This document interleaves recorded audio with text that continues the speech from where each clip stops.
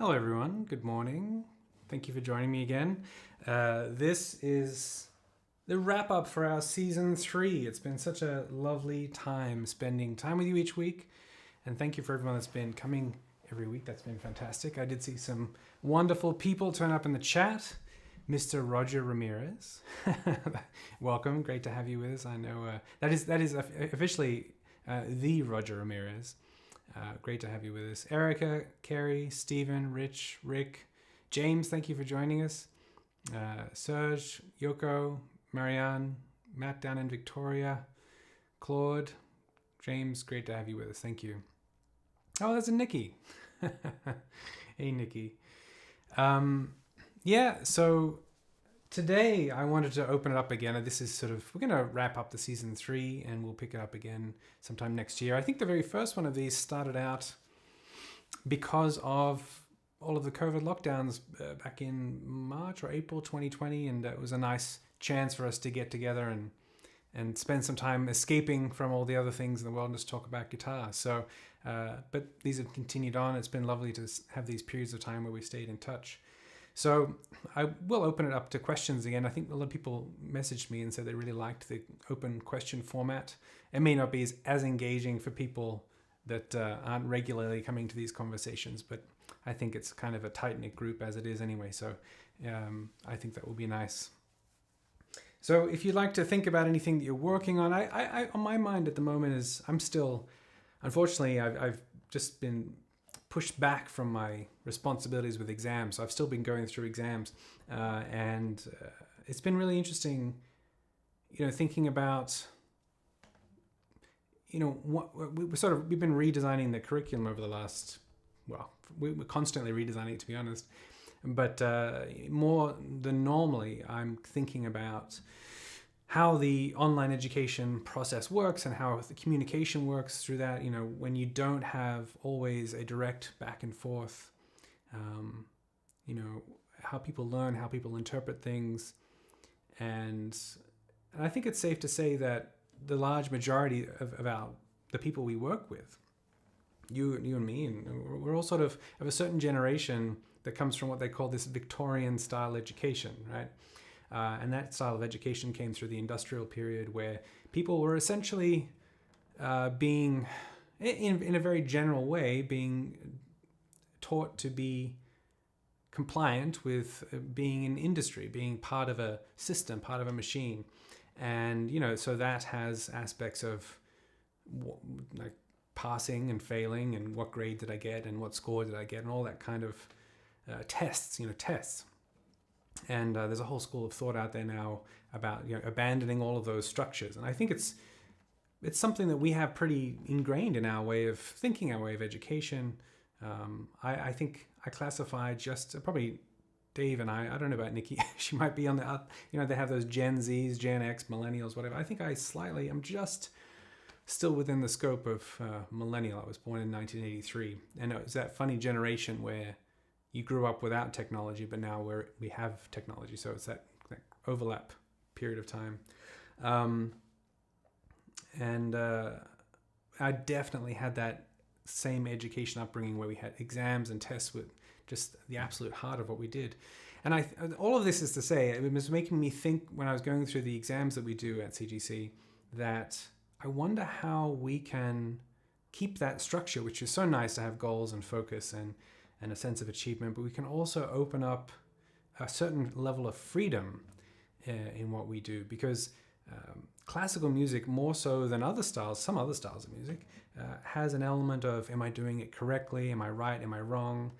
And I think that can be great sometimes because it gives a clarity, but it also can be a little bit stifling in that, there's an element sometimes I wish people would explore. Like I was just, I get into these, I call it noodling, I'm taking this as a pentatonic scale. Nikki's saying she's still a millennial. Last of the millennials.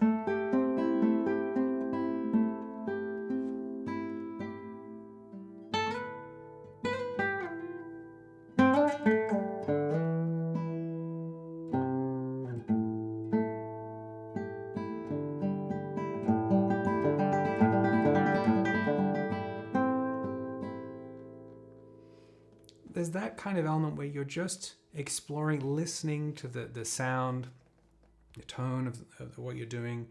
Yep, yeah, maybe you have some understanding of what's behind it, but you actually don't need very much. We all, at this point, I think, can make some sounds with our right hand. We can know some notes and some notes that go together in our left hand. But how often do we sit there and explore that and have that freedom where we don't curtail ourselves, saying, oh, that doesn't sound good, that's not right, I don't know what I'm doing, and just enjoy that exploration. That's something I'd like to learn how to do better with our online education, is tap into that a little bit more. The green light for curiosity and for exploration and for sound world and development.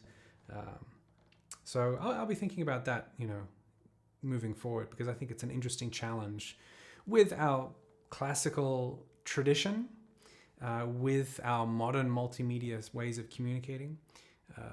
But it's something when I come across the exams, they're pretty boxed in sometimes.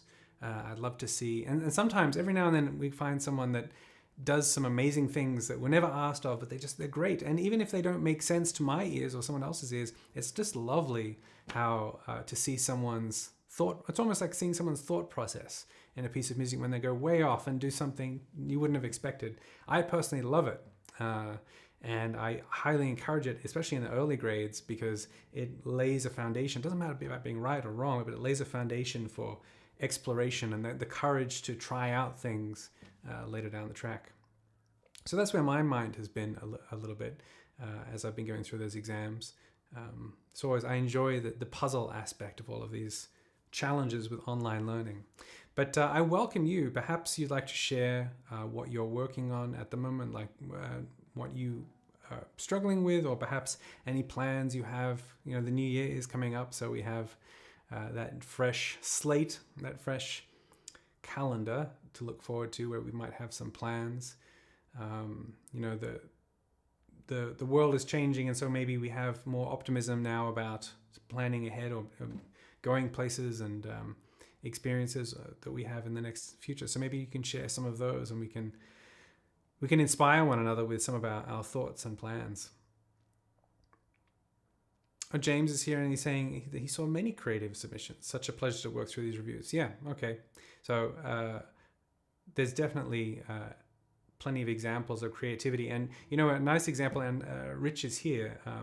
Rich and Maria are playing this piece, La Bandida, in the duet challenge at the moment. And I was really amazed that, because Nikki sent me the link, and it was just such a pleasure to watch them play the piece, because I had never heard anyone play it before. And it isn't this. What I regret about that score, I need to update it a bit more. There's a bit more specific instruction about how that's to be played. But you did such a great job, and there's also one. It's kind of like you were reading my mind, like you absolutely get it. But also there was great ideas and things that came into that. So it's lovely to see that common language that we share makes that possible.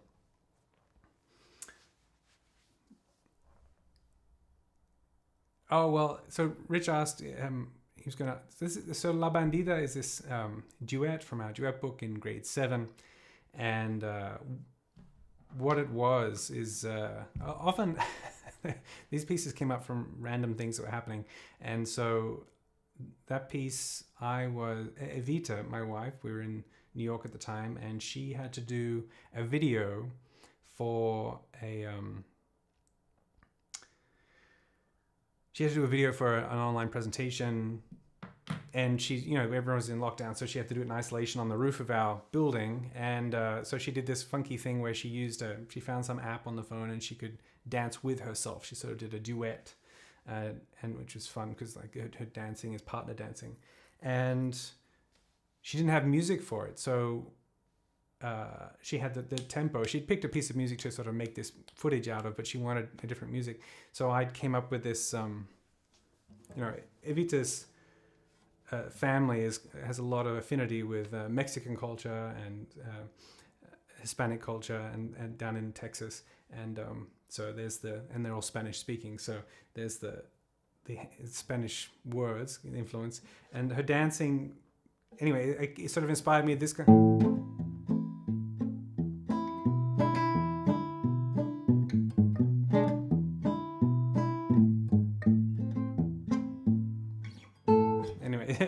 It's sort of it was something I wrote for her to dance to, hence why it's so rhythmic and continuously rhythmic. One of the things that I'm a big fan of in classical guitar music that is not that common, but I really like it when I come across it, is that pieces that have a certain rhythm that stay throughout the entirety of the piece. There's so many pieces that, the perfect example might be Piazzolla.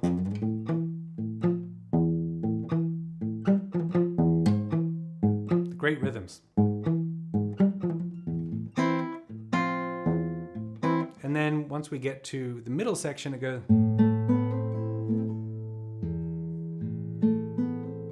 And it's absolutely beautiful, but the chopping and changing of rhythmic to free time or fast to slow, there's a lot of sectionality to classical music sometimes. I was craving just that strong rhythm throughout an entire piece. And one composer that I really enjoy for that is Andrew York. A lot of his pieces have a nice steady pulse throughout. And I think that's one of the attractive qualities of his music. But having said that, that's all the pieces I wrote in those duets. Even they all have this kind of continuous groove.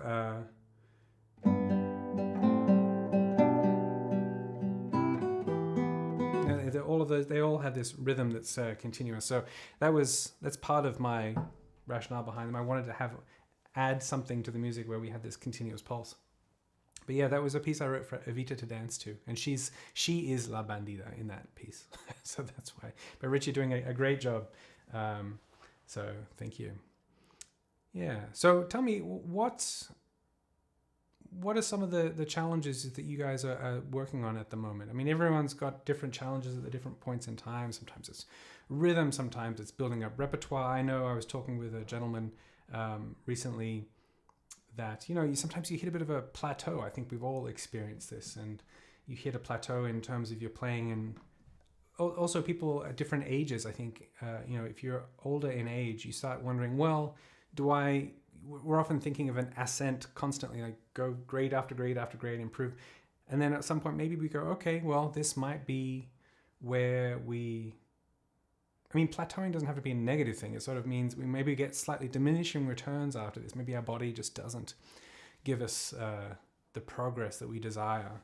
But at a certain point, there's sort of a lot of music that we have at our hands. So I remember talking with a gentleman about opportunities to not only sort of move out to the sides and think about other repertoire that might be good to play at his particular level that could be enjoyable and also challenging, but also just the idea of going back to music that does not necessarily pose a technical challenge right now, and exploring the musical aspects of it. We talked about that quite a bit in classical guitar, where the very first exercise in our practice routines, we've got these open strings. The beginner guitarist can practice this from day one, and the veteran guitarist who's been playing for decades can practice that same exercise and have the same challenges of tone control and tone development and consistency. That's one of the beautiful things. We're always dealing with those fundamentals. So it's something to consider if you ever feel stuck and have a bit of a plateau after all of your development, just returning back to something absolutely simple, but rather than focusing on more complexity, more speed, more status is the wrong word, but something that you feel has a sense of achievement, then just going back to very, very simple things so that you can find different challenges. The challenges there are shaping and phrasing and expression and color and ideas, curiosity and creativity. That's a wonderful place to be. So Vince has he wants to share, which is great. Thank you, Vince. Vince is saying, personally, trying to accept starting over. Played years ago, but you can't play at that level anymore. But I'm learning new things and better habits now. Just need the patience. Yeah, thanks. Well, first of all, Vince, I noticed when you came back, and it's great to have you back with us. I'd wondered over the years where you were. So it's really wonderful to have you with us. And thank you for sharing that. I think when we get into this world, there's a lot of shared experience.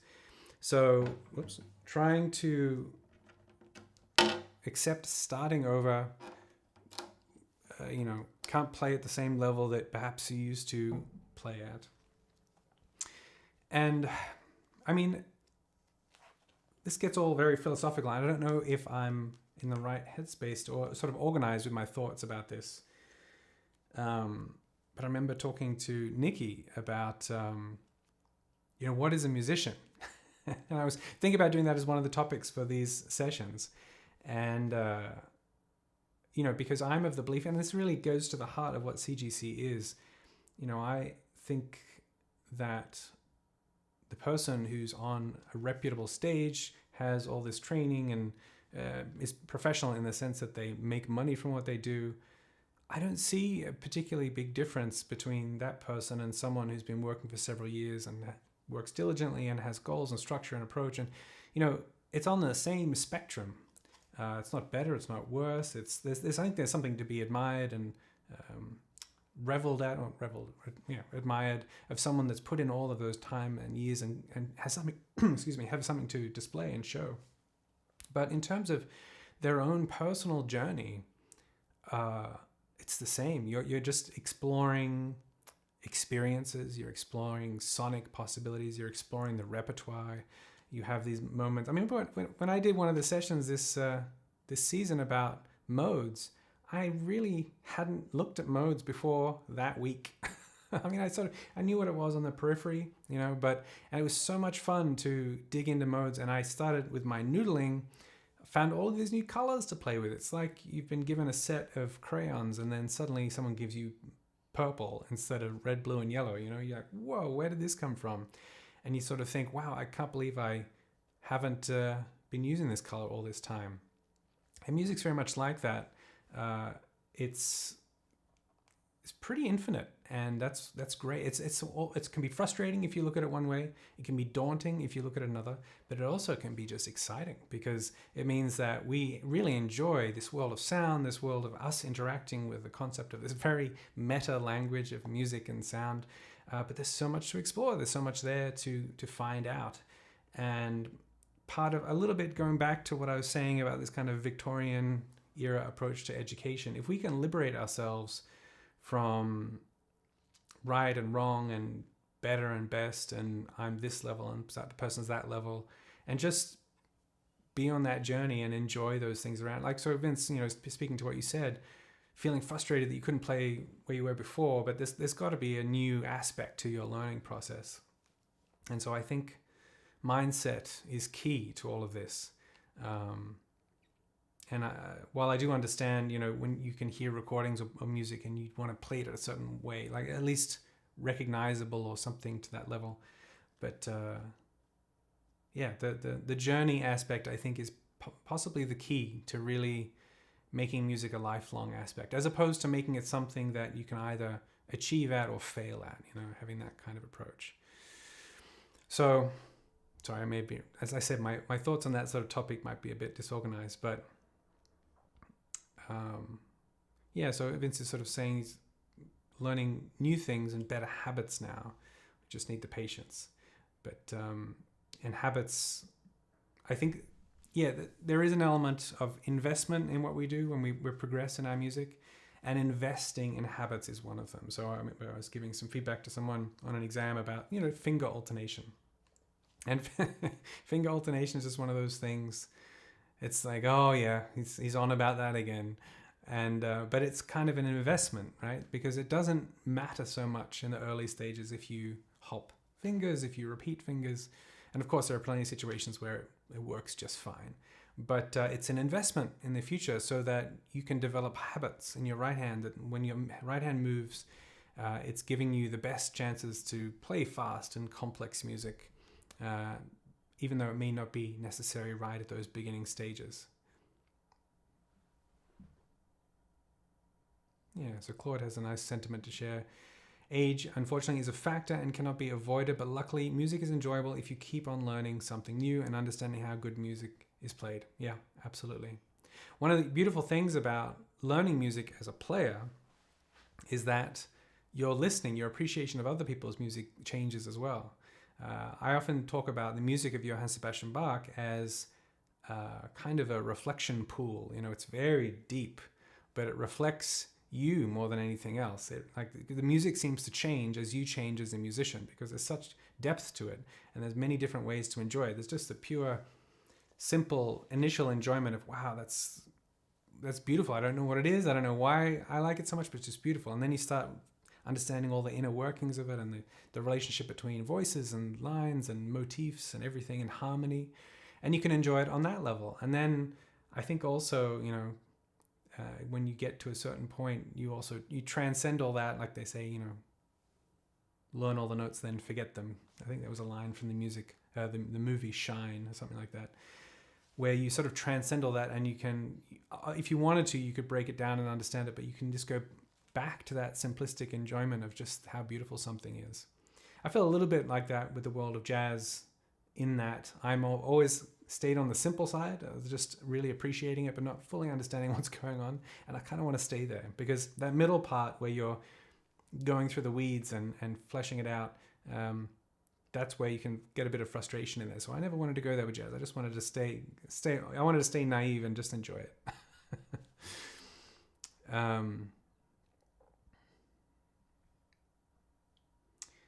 Yeah, Andrew is sharing that musicality is what he's trying to develop at the moment, and he's developing his dynamic range and being more expressive with tempo.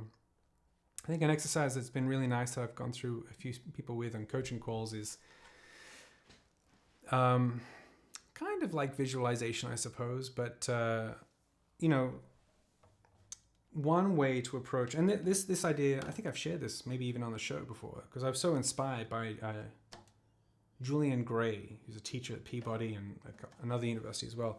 He talked about, in a session with Ben Verder at his Hawaii class, he talked about the approach of, you know, we can think very instructionally. Play those notes, mezzo forte, maybe accent one note, etc. We've got these instructions that we have to place upon our action, our mechanics to make a certain sound. And that works, and we need to be able to interpret those instructions from standard notation. But another approach also is really from a creative side, saying, okay, set the scene, you know? It's a creaky old haunted mansion, and someone's, you know, walking down a dark hall, they've heard a sound, and we've seen scenes like that in a movie. And so what does that sound like? And it might be,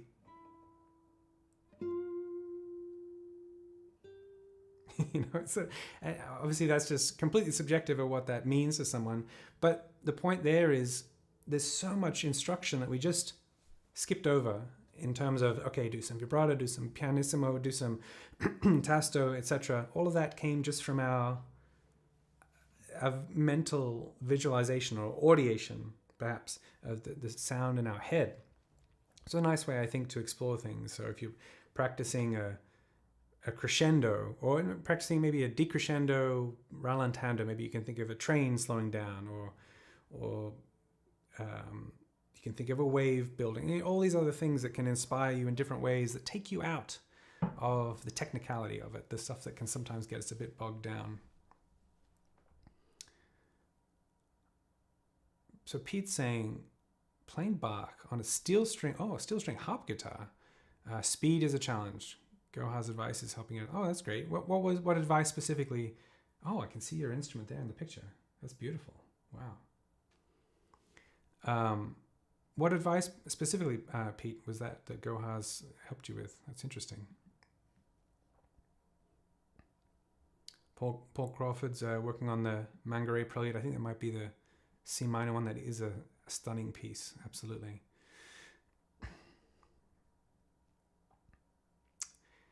Yeah, David shared a nice idea here. Sort of, we all want to improve in our guitar skills, and we often define improving as playing more difficult pieces. That may not be the best definition.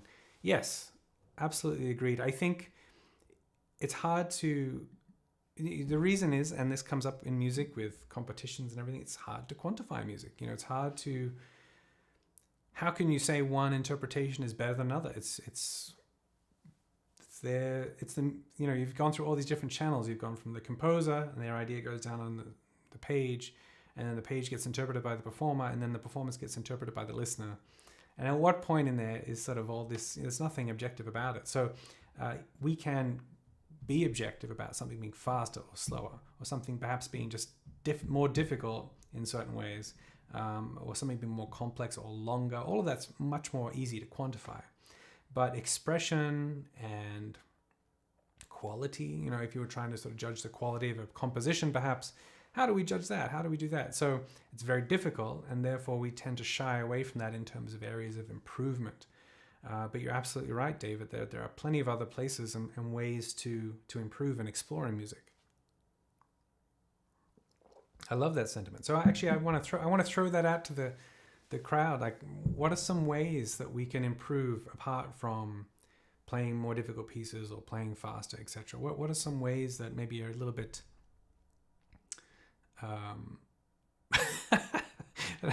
I just saw, following on, but I want to play more difficult pieces. after that very zen, I don't know if it's zen, after that very profound comment, insightful comment, is like, no, but I still want to play more difficult pieces. Absolutely, I know what you mean. So yeah, I'd be interested in people. What's your idea of what are some other avenues we can go down for improvement rather than just more difficult pieces? Kerry's sharing that continuing this learning process, I want to explore this feeling of fluidity in my movement on the fretboard. I love that. I want my hands to look more effortless. That's a great goal, Kerry. I really, it's not necessarily about being a goal, but I just love the idea because, every now and then someone says something that just kind of clicks with you or makes you do a double take. And I remember for me, one of those moments was I was having a lunch with Kevin Gallagher, who used to do some teaching with us at CGC, and he's a very particular guy. He's very insightful. It's very, very deep things that he says. And I don't know what I was talking about, but he sort of just stopped me in my tracks when he said, "Oh yeah, you just have to realize how easy it is to play guitar." And I was like, "What?" I didn't really understand the sentiment, but what really started to sink in is, we can make it hard. But actually, I was just talking to someone the other day about this who's not a guitar player, but they were saying, how do you manage to hold down the strings for so long and not your hand doesn't get tired or whatever? And I said, well, how much does this take to put the string down with one finger? I don't know, in terms of kilos of grams of pressure, I don't know what that is, but it's not very much. And in terms of the hand movement, we don't have to do much there either. It's not, some big complex movement. If we have to do a shift all the way from fret 3 to 12, I'm buzzing so much. In our guitar world, that's a big shift. It's a big leap. You sort of, I hope I make it. I hope I get. But then you think, it's just there. And so this idea that Kerry's talking about, just exploring the idea of fluidity. Did you say fluidity? Yeah, fluidity of movement. Hands look more effortless. That's a great starting point. It's a great approach because I think one thing we aim for in the early stages of learning is efficiency and position and the way we approach the fretboard. But over time, I think you might notice some really high-level players. March Dilla, if you ever see him playing, is a really great example of this. He's got a lot of this kind of movement in his hands. And I remember once I played for Agnello Desiderio, a big guitar hero of mine, and he's Italian and is in a very lovely Italian way. He was watching my hands. He says, I see your fingers dance too, or something like that. And he spoke very slowly. It was a hot summer class, but this idea of the fingers being dancers and just having that flow, that fluidity, is a really great place to be. All right. Let's see. I don't know how many. Oh no, it's okay. So Rich is sharing that my practice lately is focused on training my fingers to move around like a spider, meaning more deliberate and independent movement from the fingers. Yeah, I think finger independence is, there's certain things that, excuse me, separate the different levels of playing or open doors, if you will. And one of them, a good example is a barre. A barre is often something people come up to, a bit of a brick wall for a while. It can be a struggle to develop. But once you have it, that opens up a lot of repertoire. And finger independence in the left hand is another one of those things where, if you may notice, but every single set piece that we have in the exams, they all have really that as the big stepping stone. We've got the Petzold Minuet, got Bach Alaman, we've got Saw. All of these have polyphony, where the polyphony simply means many voices, and that means the music has lines that move together and contrary movement, etc. And so that requires finger independence in the hand, the ability to have one finger down and the other one to move, and then to move in contrary motion. We do those spider exercises or those scissor exercises. All of that is to develop that ability that we can sustain one line and another line moves.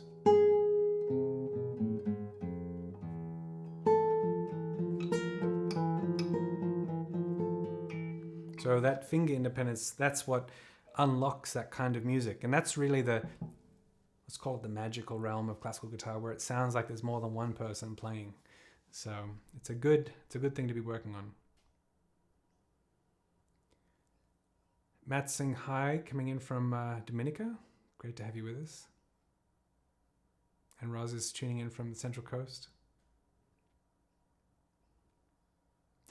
Aiko is saying that Kerry's hands always look quite effortless.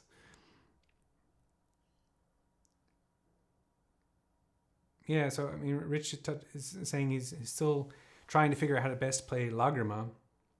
Not the most difficult piece, but so expressive and beautiful. This was another brainstorming topic for the subjects of this show. Actually, was about pieces and what exactly makes them difficult. Lagrima is a perfect example because if you look for it, you can find plenty of people saying that Lagrima is a beginner piece. Same thing with Romanza, same thing with Adelita. A lot of these pieces have a musical simplicity in terms of what they are, So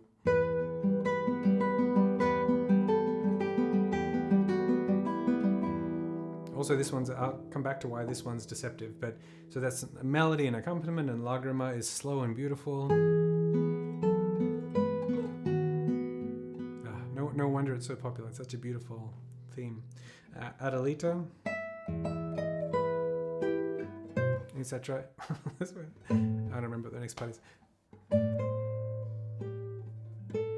That's right.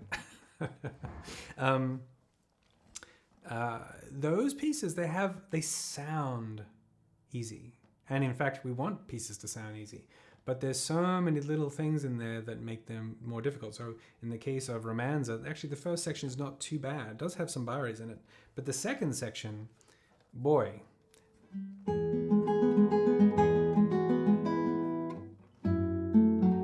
But big barre and finger independence and the held down fingers, and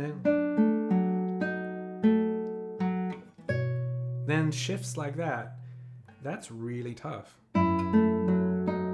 So we have to play these notes, 1, 2, 3, and then shift immediately to the next barre with a fourth finger on a different note.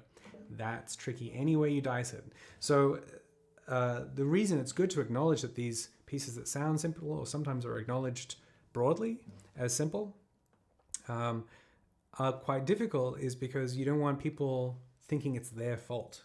You don't want a player coming into it thinking, I heard this is a beginner piece, and then they play it and go, I can't play it, therefore I must be bad at guitar. And that's one of the big things we want to avoid at CGC, is that feeling of frustration and what also sort of that someone can't do it. So it's an interesting topic there to delve into what in fact makes a piece difficult.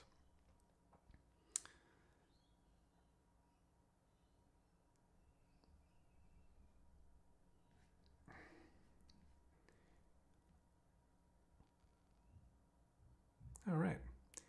Rich is just, thank you, Rich, for sharing so many lovely things today. Rich is just sharing that he's recently been listening to opera in order to help out with romantic period music. Absolutely. I think one of the aspects about interpretation is getting a true understanding or a good understanding of style and genre. And if people were in a particular place and time and they were surrounded by this music, that's going to influence how they heard the music. So you have a bit of more insight into what is rather an abstract communication tool of standard notation on the page. So a good example of that might be Giuliani and music of Rossini or Paganini, and that the music that was around them at the time that they would have been listening to, or Giuliani and Beethoven. The famous anecdote that Giuliani played cello in, I think, the premiere of Beethoven's Seventh Symphony, and so that just is very clear that that's a cool anecdote. One of our guys had contact with the great Beethoven, but also it just reinforces the fact that obviously he's listening to that music in that world. The fact that Fernando Sor wrote operas, that gives us an insight into his aesthetic and approach. Whereas I think the music of Tárrega is a bit more guitar-centric. His world is perhaps more acutely focused on the guitar, and that's why we get such idiomatic writing and a different type of writing than Fernando Sor. So yeah, I think listening is a huge asset and a really great way to go about learning the music that you're working on. Just going outside of that box. Fantastic. I'm going to sort of scan through some comments here.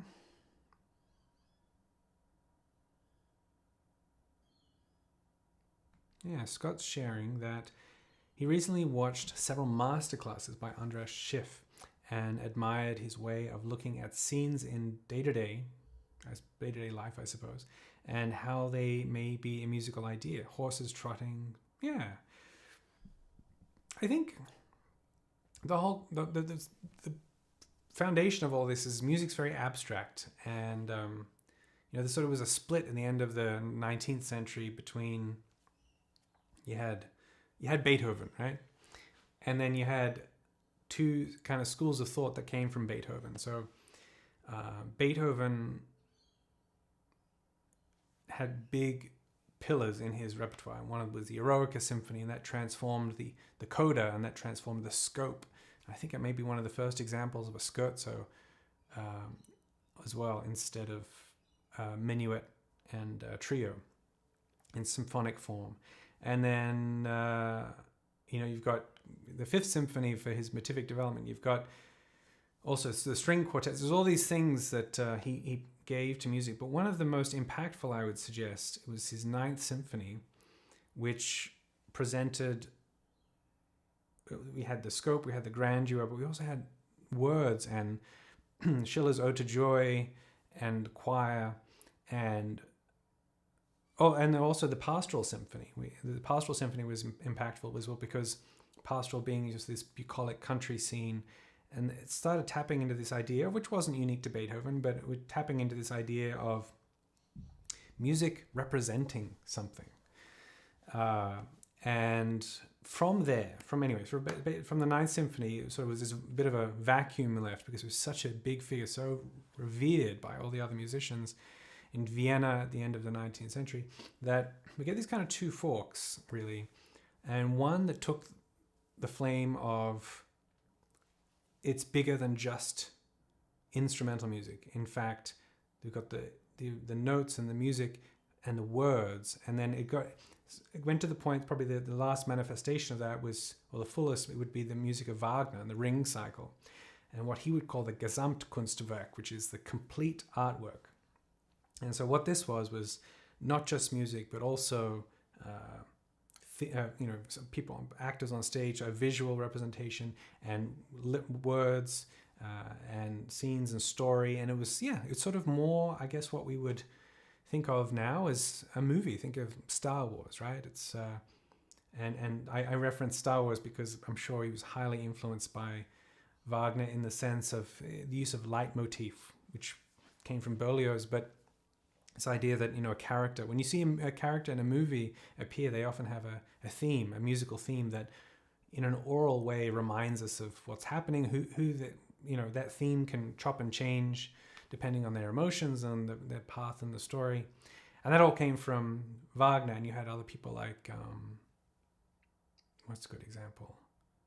Hugo Wolf and I guess Schumann, like people who do lead a song with words, a lot of word association. And also they had this and like Liszt, you've got these things where they have scenes and story and things in the music represented things. So this is all coming back to your point, Scott, about this idea of day-to-day music, like a horse trotting, for example. That might be reflected in the music. So, like,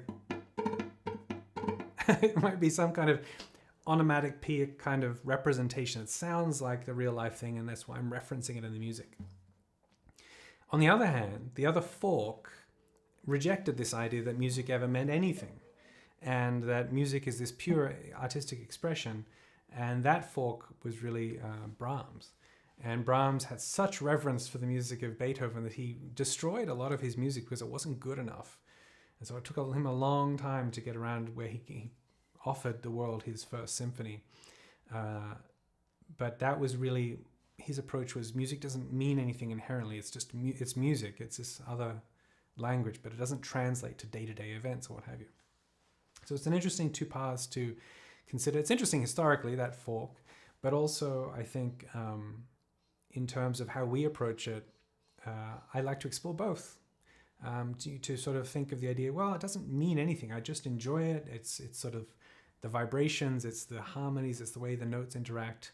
It doesn't have to mean anything. On the other hand, it can be very useful in a learning context or just very enjoyable to attach it to things. To think, oh yes, so this is the morning, this is the sun rising in the east or what have you, and or this is like, it's fun. It works, and it works in a very educational way, I think. So anyway, going down different pathways here, but hopefully that was it. I quite like the history in the Vienna part of the world, the European part of the world, and the late 19th and early 20th century. I think it's really interesting.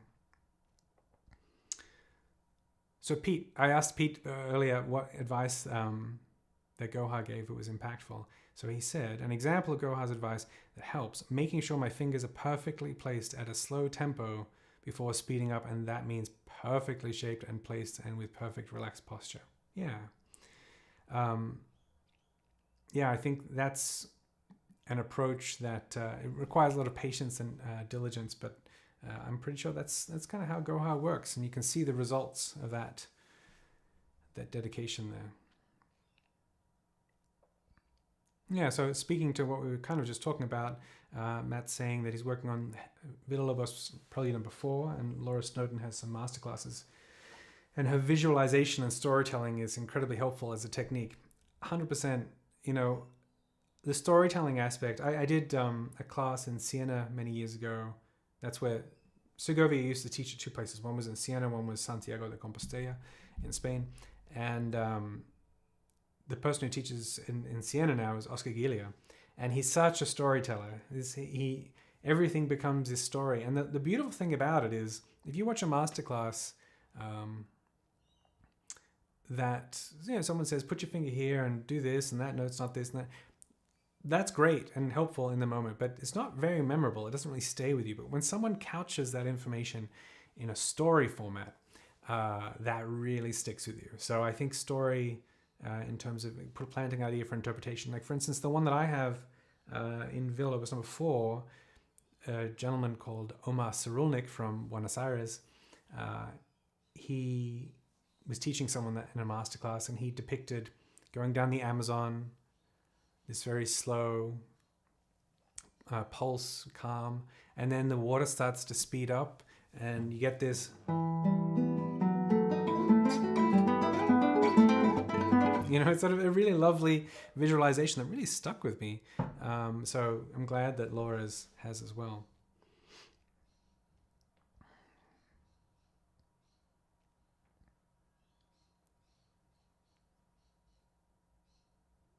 Oh, nice. Yeah, James is saying that he's now sort of working in the world of separating voices in grade 5 and distinguishing the melody and quieting the other notes. It's been surprisingly delightful. It was fantastic. I'm glad that's been an enjoyable process. And what James is talking about, one of my favorite examples of this is the Carcassi.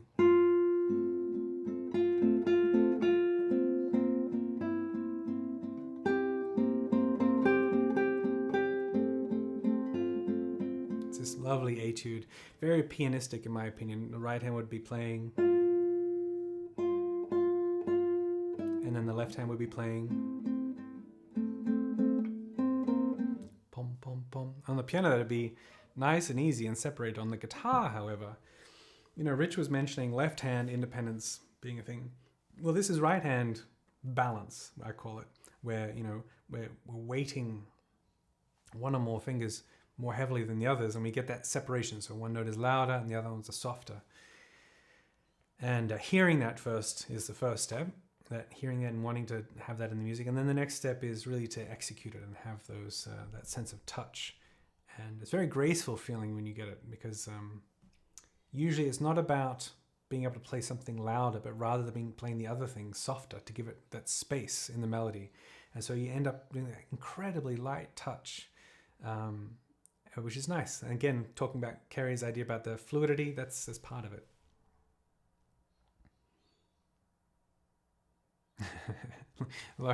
Laurie's saying finger independence, my nemesis. Yeah. Sometimes, the fingers want to do their own thing. Rick has got a nice point here. So what if treating the easier sections of a piece with as much attention to clarity and consistency as we strive in more difficult sections? There's a way to equalize easy and difficult. Yeah, I guess part of the reason we work on technique is so that things that are difficult maybe sort of do even out a little bit, and that there's always going to be sticky spots in pieces. Every piece has this little thing we have to pay more attention to. But the ultimate goal would be to let music and our ideas, musical ideas, be paramount, and the technique just needs to be able to support our ideas so it doesn't get in the way. But I think what maybe tends to happen is that for whatever reason, because it's easier to see right or wrong, or because something's more attractive because it's more difficult, we just tend to focus in on the parts that are technically more difficult, fast scale or virtuosic part. But virtuosity, and this is a term I had a teacher, Scott Dubinsky, yeah, I think so, who we had to define the word virtuosity or virtuoso, and it comes from, the root of it is virtue, and a virtue, could be in many forms. Virtue could be tone, virtue could be phrasing, virtue could be space, how much space you leave between a note, that sensitivity to timing. All of that is can be virtuosic. We so often just use the word to describe fast or something that's really difficult or complex. But you could be a virtuosic at placing where notes just belong, just holding that thread, that minuscule silk thread of music, of attention of someone listening, and making sure the timing's just right so we never lose it. So yeah.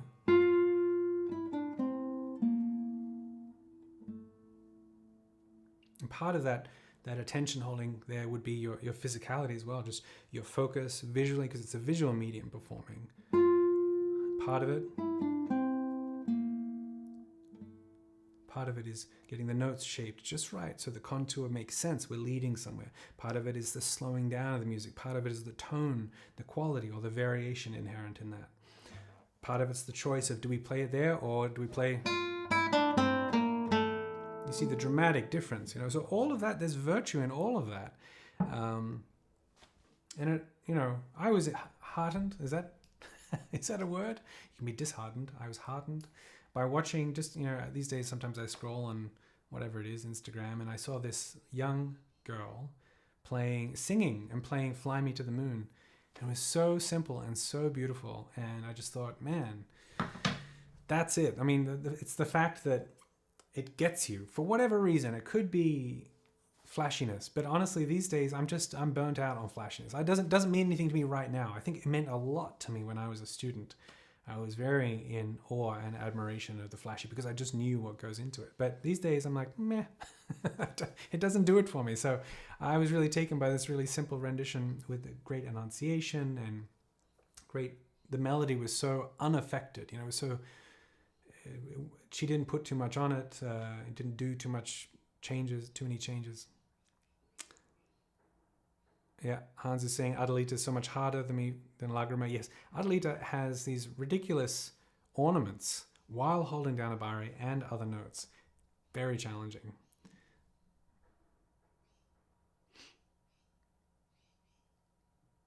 Yeah, Roz is saying, yep, that first section Romanza okay. Second section, yeah, it's a whole nother thing. Agreed.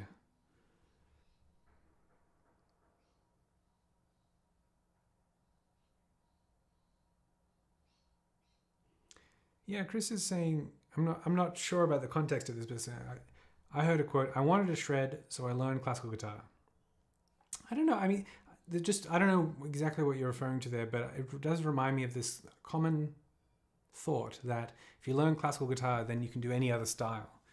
And while I do think, or it lays good foundations for other styles, and while I do think that definitely gives you a good foundation, other styles, something I have to clarify sometimes when I talk about, this, for example, thumb coming over the fingerboard, that's useful in other styles. And, you see someone playing on the heights of ability like Tommy Emmanuel and their thumb poking out, you're not going to go up and say, that's wrong. So classical technique has its idiomatic aspects that is suited to its repertoire. But, and I suppose, it's hard to say. I would say it's a good foundation, but the stylistic elements that come in other genres are so integral that it might be a little detracting in terms of the way people sound. Like if you're going to go try and do Delta blues and say, okay, I've trained on classical, now I want to do Delta blues. I don't know. Maybe it's a detriment. It's sort of, I don't know. Not sure about that.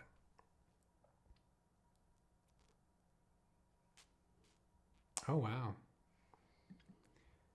wow. James is saying that he had the opportunity back in college to be part of a chorus that performed Beethoven's Ninth in New York with, Sydney Symphony. I was about to say Ida DeVort he was conductor of Sydney Symphony. Wow. Oh, that's really cool.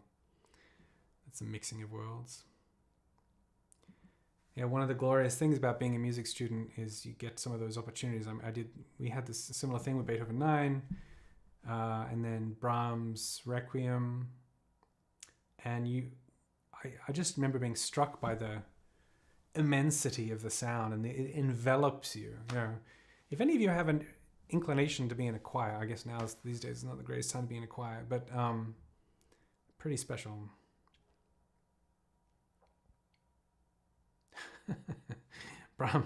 Ian saying Brahms never saw Star Wars. Probably true. Yeah, right. Oh, because he didn't have the leitmotifs and things. Yeah, exactly. Right.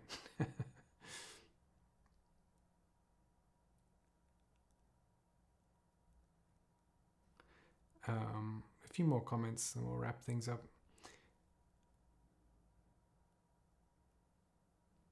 Lee is saying, hi Lee, I think you're up in Queensland.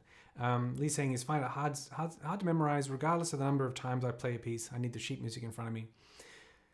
I think there are two main ways you could go about this. You could, if you had challenge with memorization, you could spend a lot of time working on memorization, and because I've never been super strong, good but not good enough. Like 90 to 95% memorized in classical music still means there's some pitfalls in terms of performance. So you could just keep grinding and try and get that memorization. And usually with one piece or like a repertoire of pieces, you can get it up there ready for a concert or what have you, but it takes a lot of work. A lot of preparation time leading up to concerts is devoted to memorization in my experience. Or you could just have the sheet music in front of you. And these days, that's what I opt for. I think that it's more useful to invest in your reading ability so that you can just read off the score when you're playing. And there's, sorry, I keep doing anecdotes, but hopefully they're interesting. So memorization wasn't always a thing. There's many parts of our classical music world that weren't always a thing. Silence wasn't a thing. Probably around the time of Stravinsky, there were certain aesthetics that came into concert halls where they wanted silence in the hall. Prior to that, it was a place to catch up, socialize, eat, or like have coffee and things. And so a lot of the beginnings of overtures, ba-ba, is really because the audience is probably quite noisy and they had to shut them up. So that's a good example of one of the cultural changes. But another one is about memorization. And Mozart, being the musical prodigy that he was, never needed any sheet music. But in that time, they probably would have had sheet music in front of him just so that he wouldn't come across as ostentatious or arrogant in the performance setting. It was only really till the 19th century where we had the Paganini and the Liszt performers who became, Mozart maybe was sort of the very inception of this journey, but Paganini and Liszt, the apogee of this journey of people becoming celebrities, like the personalities of the virtuoso. And memorization was part of that. And there was theatrics, the famous thing about Paganini breaking his strings on purpose to end up playing this piece on one string, all that kind of stuff. Liszt throwing his gloves off into the adoring fans, into the crowd. We can still do that if we want, I suppose. That doesn't take much memorization. But memorization there became part of that virtuoso figure where the music just emanated from them. They didn't need any sheet music to follow. But prior to that, it was kind of a rude thing to sit down and play without music. So swings and roundabouts, don't think that you have to memorize. I would suggest just do whatever suits you as an individual. If you develop reading and you have that that's just how it is. David Russell plays a lot these days with sheet music. Just have it organized, and these days with iPads, forget about it. Don't worry about the memorization. Just work on the reading. It depends, work to your strengths. Probably have a few too many questions. It's already on the hour. Any tips for balancing classical guitar practice with electric guitar practice as well? No, I don't. I haven't played electric for a long time. I started on electric, and I still do play steel string, and I play mandolin. I would say it's just about, you maybe be a bit strategic about time management. In terms of the instruments themselves, it makes me think of Wynton Marsalis, the trumpeter who plays classically and jazz, and he often says it takes him about 2 weeks to shift over styles in preparation for, let's say, a classical performance and going back to jazz. So there's elements of that, but I think it's just, if you want to take on more instrument, more music, more styles, you just have to partition your time accordingly.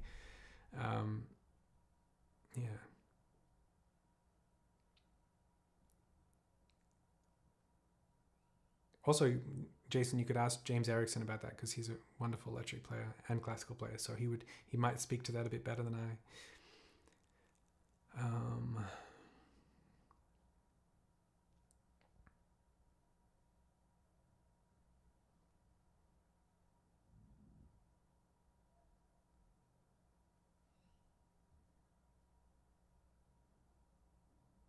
Sorry for my silence. I'm just reading through I might end with Scott's comment, which is a lovely one. I've enjoyed my journey so far with classical guitar, especially at entry point into history and cultures around the world. Music, like math, lets everyone participate no matter where they are. Yeah, a lovely sentiment, and I like also the idea of it being an entry point into history and culture, and that's I don't feel like we really addressed that question of what are some other ways to improve, rather as opposed to just more difficult pieces. What are some other markers? But I do think a great book to introduce you to music history and context is The Rest is Noise. It's more of a end of the night, more early 20th century kind of thing. But just hearing the historical context, we were talking about couching perhaps a lesson or a musical idea in story. Well, if you start getting into the historical context of music, you start listening and appreciating and learning entire pieces or entire composers and genres in a different view as well, different worldview, and that can be really engaging. It can help with stylistic interpretation, general, maybe even memorization, because you become so more well-rounded in your understanding of a particular piece. But it's also just a joy. It's part of our musical journey. And one thing I will say for sure is that if you ever get the chance to meet great musical people, conductors or composers, people who have, pretty broad, impressive lives in music and have done a lot of things, they have a lot of breadth to their knowledge and understanding. They often have a very strong historical understanding. They often speak many languages. They've had a lot of experiences. So it all becomes part of the same thing.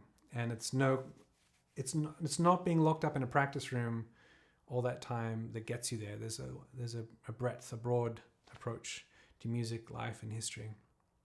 And with that, I think that might be a nice open sentiment to wrap things up. Look, I thank you very much, everyone, for joining me today, but also everyone who's joined me over the last 8 weeks or so. We'll send out an email in coming weeks we'll put all the replays in one place. So if anyone wanted to rewatch anything, it's been a pleasure. And I look forward to doing the next one. So take care of yourselves, and I'll see you again soon. All right. Thanks, everyone. Bye.